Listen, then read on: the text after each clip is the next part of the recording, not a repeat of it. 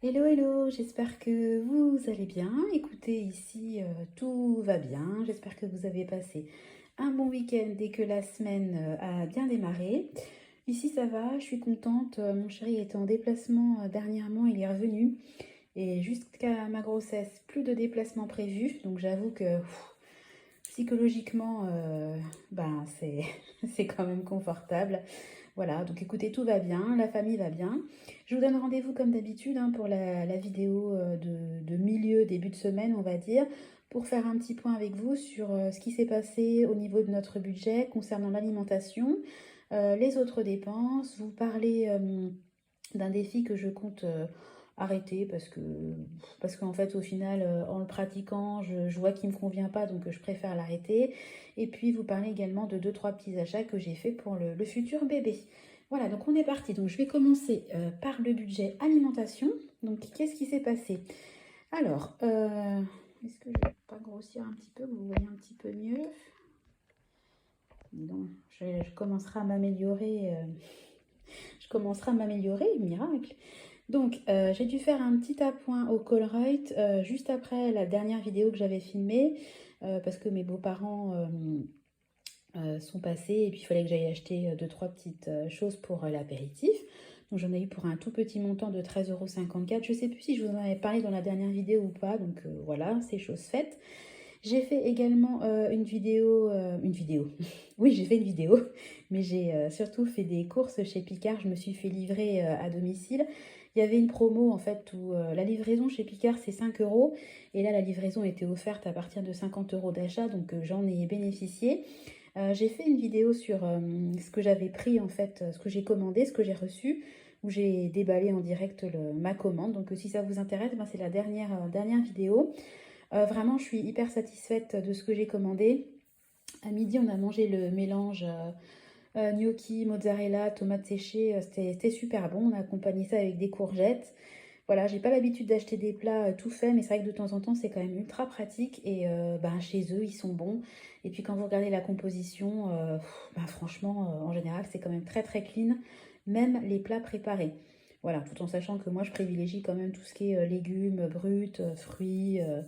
Enfin, choses pas très cuisinées. Moi, j'essaie de cuisiner au maximum. Mais bon, en tout cas, je suis très très satisfaite de ma commande. Donc, j'en ai eu pour 99,08 €. Je suis retournée au Colruyt. Qu'est-ce qui me manquait cette fois-ci? Il me manquait des petits trucs. Je crois qu'il me manquait du beurre, des choses comme ça. Enfin, j'en ai eu pour assez peu. Mais bon, il a quand même fallu que j'aille au Colruyt. J'en ai eu pour 10,84 €. Bah oui, j'ai dû aller au Colruyt parce que après ma commande Picard, il devait me manquer effectivement du frais parce que Picard, vous n'allez pas commander du beurre hein, typiquement. Et puis ce que j'ai fait, c'est que j'ai passé une commande à l'Intermarché puisqu'en fait j'avais eu trois bons. J'avais participé à une promotion et j'avais trois bons, deux de 15 euros et un de 20 euros.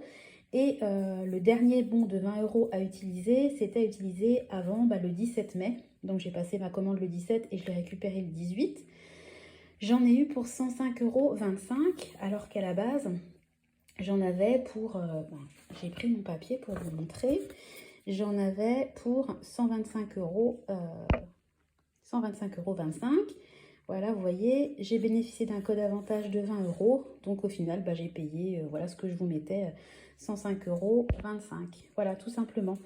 Donc, bah, super, super top. Et, enfin, super top. Bonne économie. Malgré tout, je suis quand même en négatif. Je suis à moins 1,67 €. Mais j'ai mis en petit en bas, en réalité, solde positif parce que je me mets toujours une marge de plus ou moins 10 euros sur mon compte dédié à l'alimentation. Donc là, il doit me rester 8 euros et des bananes. Et en sachant qu'avec les courses de Picard et les courses d'Intermarché, je ne ferai plus de courses jusqu'à la fin du mois. En fait, à Intermarché, j'ai commandé pas mal de fruits frais, etc. Mais je sais que les fruits frais, ils vont pas m'aller jusqu'au 31 mai. C'est clair que non. Donc ce que j'ai fait, c'est que chez Picard, j'ai pris pas mal de fruits surgelés. J'ai pris des framboises, des abricots, des melons, etc. Comme ça, je vais pouvoir pallier, en fait, entre guillemets, au manque de fruits et de légumes frais jusqu'à la fin du mois. Je vais utiliser des légumes et des fruits surgelés qui, soit dit en passant, nutritivement parlant, quand on se parle de vitamines, etc., en général, les produits surgelés sont assez fréquemment gagnants Parce qu'en fait, le problème des fruits et des légumes frais, c'est que si vous ne les consommez pas tout de suite, ben, ils perdent très rapidement leur valeur nutritionnelle en ce qui concerne les vitamines, alors que le surgelé, ben, c'est cueilli, congelé, et puis ben voilà, hein, ça bouge pas dans le temps. Donc moi honnêtement, j'ai aucune culpabilité à manger des fruits et des légumes surgelés, c'est ultra pratique et puis c'est pas mauvais pour la santé du tout. Donc voilà ce qui s'est passé au niveau alimentation. Donc j'avais quand même rajouté en bas donc que Intermarché, j'ai utilisé mes 20 euros pardon, de bons d'achat. Mais grâce à ces courses-là, j'ai aussi pu cumuler 19 euros à peu près hein, sur ma carte fidélité. Parce qu'il y avait des promos qui étaient assez intéressantes et qui me convenaient dans mon menu de la semaine. Donc bien évidemment, j'en ai profité. Et donc à aujourd'hui, concernant ma carte fidélité, j'en suis à un montant de 56 euros et 41 centimes. Donc admettons que vraiment je suis en galère complète pour, je sais pas, que j'ai pas anticipé certaines choses et qu'il me manque par exemple du lait pour les enfants, même si mon budget du mois de mai a été est à zéro aujourd'hui, je pourrais quand même financer des courses avec le montant que j'ai sur ma carte fidélité.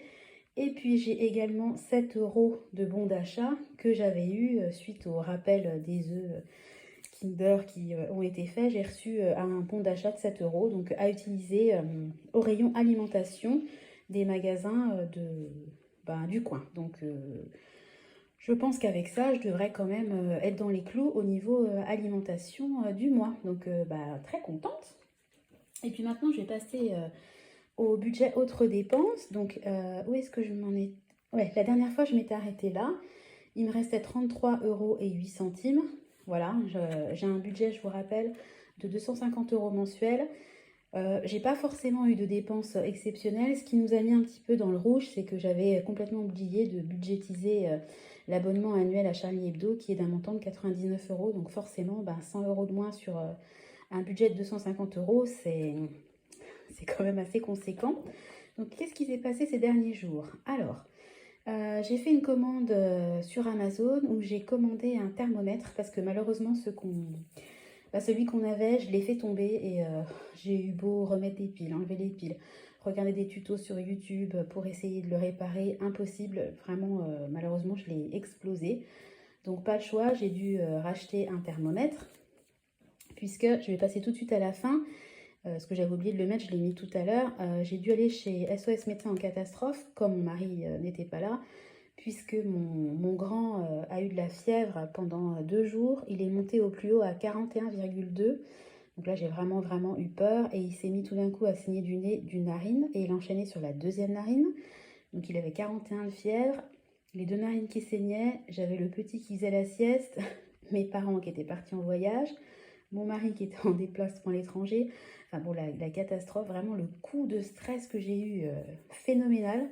Donc j'ai appelé les urgences qui m'ont orienté au final sur un rendez-vous chez SOS Médecins qui ne se déplace pas hein, chez nous, donc il a fallu que j'y aille. Et au final, c'est une grosse angine. Donc plus de peur que de mal, mais gros stress. Et ce qui a fait que forcément, j'ai dû racheter un thermomètre parce que j'ai quand même veillé à ce que la température de mon enfant ne remonte pas et que les médicaments, il était sous antibio, fassent bien leur effet. Voilà, alors tout ce que j'ai mis en violet, en fait, c'est des dépenses que je note pour effectuer mon défi des 2 euros, mais qui n'ont pas été débitées en fait de mon budget autres dépenses, puisque typiquement, notre visite chez SOS Médecins, ça a été pris sur mon épargne santé. Vous savez, j'ai une épargne santé hein, où je ponctionne en cas de rendez-vous les sommes pour m'éviter de prendre de l'argent sur mon compte courant ou sur mon compte autres dépenses. Et puis là, j'ai fait 2 achats pour l'arrivée du 3e. Alors, j'ai acheté un siège auto. Donc là, c'est pas pour le bébé, puisqu'on a déjà un siège auto pour lui, mais c'est pour le plus grand. Parce que forcément, il faut qu'on rachète un siège auto supplémentaire. C'est un siège auto que je lorgnais depuis des mois. Il était à 200 euros. Et trop contente, il y a une promo là qui vient d'apparaître très récemment. Et le siège auto est passé de 199 euros à 165 euros. Donc autant vous dire que là, je ne me suis pas posé la question, hein, je l'ai commandé. En plus, c'est en prime, hein, donc si jamais à l'essayage ça ne va pas, on le renvoie sans aucun frais. Donc ça valait vraiment pas le coup d'attendre parce que forcément, il ne va pas non plus descendre à 100 euros. Hein. Là, c'est déjà une très bonne promo, je trouve. Donc super contente. Soit dit en passant, ce siège auto là, je me fais des listes d'achat, des listes d'envie, et j'ai une liste spécifique pour le bébé. J'ai jamais reçu d'alerte comme quoi le produit qui était dans mon panier, dans ma liste, avait baissé de tarif, hein. Vous savez, en général, ils vous checkent, ils savent à peu près les goûts que vous avez, ils sont très très doués pour vous envoyer des pubs et puis vous donner envie d'acheter tel ou tel article. Bizarrement, quand le produit est en promo, j'attends toujours l'information.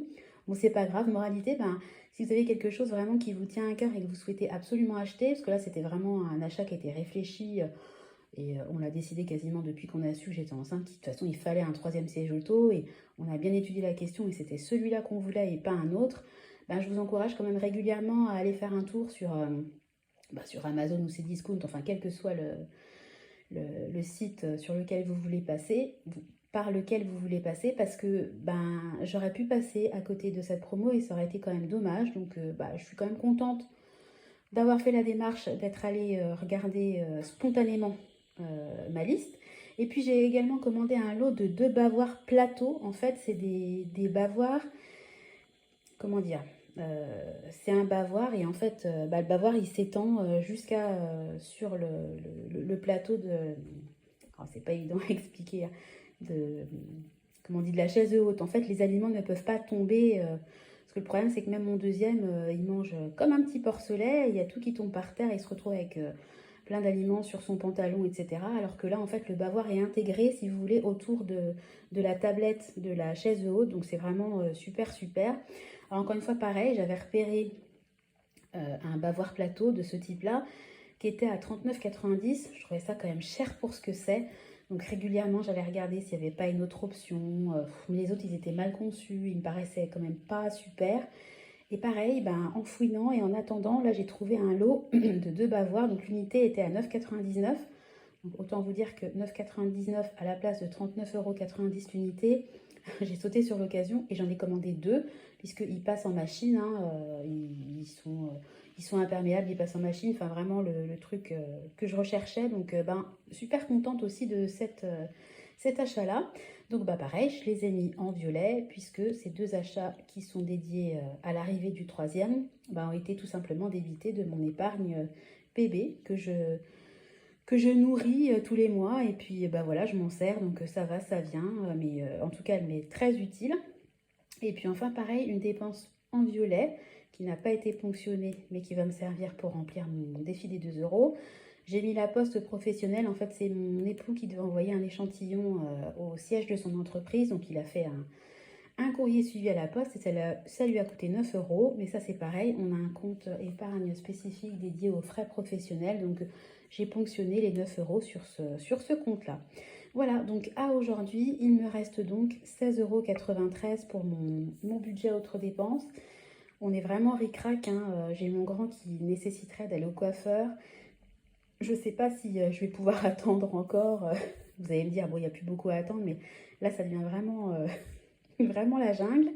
Donc, écoutez, on va croiser les doigts pour que j'aille jusqu'au bout et que je ne dépasse pas mon budget parce que voilà, je me donne un budget, l'objectif c'est de le tenir et puis de ne pas le dépasser. Donc voilà où j'en suis aujourd'hui. Donc je vais comptabiliser avec vous les dépenses que j'ai faites depuis la dernière fois. Donc 1, 2, 3, 4, 5. Et puis au niveau de l'alimentation, 6, 7, 8, 9. Voilà, donc j'ai fait 9 achats par carte. Donc, comme vous le savez, hein, moi, chaque fois que je fais un achat en carte, je me fais une petite taxe de 2 €. Donc, là, c'est parti. On va cocher 9 cases ensemble. 1, 2, 3, 4, 5, 6, 7, 8, 9. Voilà, donc là, je suis à 24 €. Voilà, je fais la case 24 € et j'avais déjà atteint les 200 € auparavant. Donc, je suis à 224 € sur mon défi des 2 €. Petit à petit, il grimpe, hein. Donc, pour rappel, moi, je veux payer ces choses-là, déchets verts, l'entretien de ma chaudière et les assurances scolaires grâce à ce défi. Vous voyez, il me faut j'ai budgété 230 €. Là, je suis à 224 €. Donc, je suis vraiment à 2 doigts d'avoir payé, enfin d'avoir l'argent en tout cas pour payer ce que je veux payer. Donc, super, super contente. Donc, clairement, ce défi-là, je le poursuis. Je voulais quand même vous parler du défi que je souhaite arrêter. C'est le défi des 1 euro. Vous savez, je voulais faire un petit peu le même principe que le défi des 2 euros, mais en prélèvement. C'est-à-dire qu'à chaque fois que j'avais un prélèvement pour une assurance appartement, pour les téléphones, pour Internet, je me faisais pareil, une petite taxe d'1 euro. Mais ce défi-là, en fait, je le trouve pas du tout ludique parce que tout simplement, j'ai juste à prendre mon tableau mensuel des prélèvements et puis je sais que tous les mois, j'ai, je sais pas, j'ai n'importe quoi, 25 prélèvements. Donc ça me fait pas kiffer. En fait, j'aime pas, je trouve pas ça sympa comme défi. Donc celui-là, clairement, je vais l'abandonner et je vais me consacrer sur mes autres défis. Voilà, donc le défi des 2 euros, bien sûr. Et puis je vais continuer. Hop là, j'avais mis une règle pour garder la page pour vous montrer. Voilà, et les défis que j'ai choisi de... Je vais prendre un peu de hauteur. Les défis que j'ai choisi de continuer, donc c'est le fameux défi des jours fériés. À chaque fois qu'il y a un férié, je m'attribue 25 euros. Le défi des 52 semaines, voilà, en douceur. Donc typiquement, au lieu de verser 25 euros sur mon défi des 1 euro, par exemple, et là, je viendrai remplir mon défi des 52 semaines parce que je le trouve plus sympa. Voilà, je voudrais également absolument avancer sur mon fameux défi des 100 enveloppes qui stagne désespérément. J'ai quand même commencé en septembre, hein, donc je trouve qu'il évolue pas beaucoup. Et puis bien sûr, je veux continuer le défi 2022. Tous les mois, je verse un montant de 22 euros sur un compte spécifique. Voilà, ça je crois que ça participera à faire grimper la cagnotte pour les cadeaux de Noël. Je ne parle pas très fort. Et puis j'ai trouvé aussi sur un groupe que je suis sur Facebook, désolée, je suis incapable de vous donner le nom, un défi, ça s'appelle le défi de notre région. Donc en fait, la personne qui l'a créé a créé un défi par région. Donc moi j'habite en Bourgogne-Franche-Comté, donc évidemment j'ai imprimé le défi qui correspond. Alors déjà je le trouve super joli. Vraiment, elle s'est cassée la tête.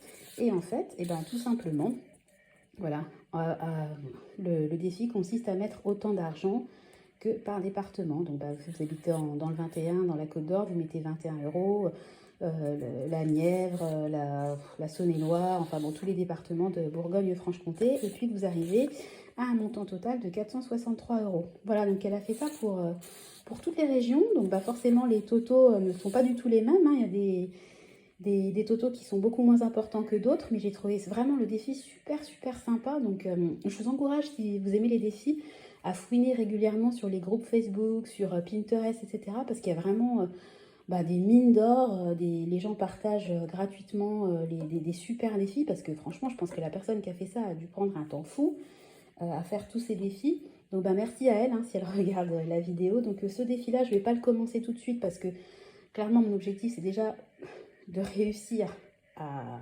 faire tous les défis que je me suis lancée sur cette année. Mais je pense que l'année prochaine, c'est un type de défi que je pourrais vraiment volontiers faire avec plaisir. Donc voilà, je voulais vous partager ce futur nouveau défi. Et puis vous dire également que j'avais commencé déjà à travailler sur mon budget de juin. Alors il va y avoir des changements dans le négatif, puisqu'il va y avoir des revenus qui vont baisser.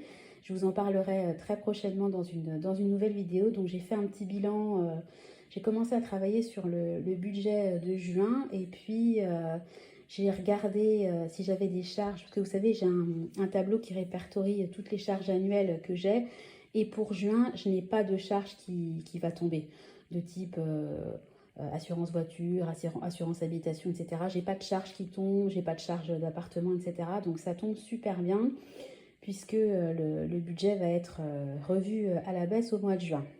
Ça sera temporaire, mais en tout cas, le budget de juin sera moins important que le budget de mai.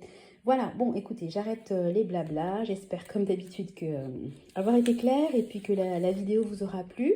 Si vous avez des questions, des commentaires, n'hésitez pas. N'hésitez pas non plus à activer la petite cloche pour être prévenu quand une future vidéo sortira. Et puis, si ça vous plaît, n'hésitez pas non plus à vous abonner. Voilà, j'espère que vous, de votre côté, votre budget se porte bien. Je vous fais à tous des gros bisous, et puis je vous donne rendez-vous dans une prochaine vidéo.